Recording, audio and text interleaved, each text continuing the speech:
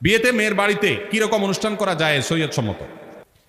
বিয়ে হবে, বিয়ের পরে একটা খাবার অনুষ্ঠান সুন্নাত এবং শরিয়া সিদ্ধ, সেটার নাম ওয়ালিমা, এবং সেটা করবে ছেলে পাত্রপক্ষ।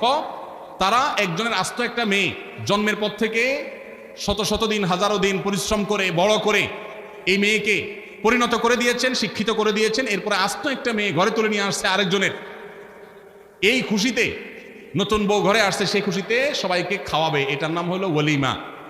আর মেয়ের বাড়িতে বর পক্ষের লোকজন দলে দলে যে দর কষাকষি করে, না আমাদের 500 লোক হবে, না তাহলে ভাই সাহেব 400 করেন, না হলে থাক আমরা মাঝামাঝি থাকি 450 করি, এই যে দর কষাকষি করে মেয়ের বাড়িতে দলে দলে যে খাওয়া হয়, যেটার নাম আমাদের সমাজে বর যাত্রী দেওয়া হয়েছে, সেটাকে আমি বলি বরযাত্রী। এছাড়া মেয়ে জন্ম দিয়ে কি ভুল করেছে? একজন মেয়ে বয়সে বিবাহের উপযুক্ত করা পর্যন্ত পড়ালেখা, খাওয়া দাওয়া, ঔষধ, চিকিৎসা, আদর, স্নেহ কত কিছু দিয়ে গড়ে তুলেছে। এরপর আস্ত মেয়েটাকে সারা জীবনের জন্য আপনি নিয়ে যাচ্ছেন, সারা জীবন ভর শ্বশুরের এই কৃতজ্ঞতার, শাশুড়ির এই কৃতজ্ঞতার দায় আদায় করে শেষ করতে পারবেন না। সেখানে আবার যৌতুক আশা করেন, সেখানে আবার 200-500 লোক নিয়ে তার বাসায় খেতে যান। এর চেয়ে নির্লজ্জতা আরেকটা হতে পারে না। এই জন্য আমি এটাকে বলেছি এটা বরযাত্রী না, এটার নাম বরযাত্রী। এই কুসংস্কার এবং অপসংস্কৃতি আমাদের সমাজ থেকে দূর করতে হবে।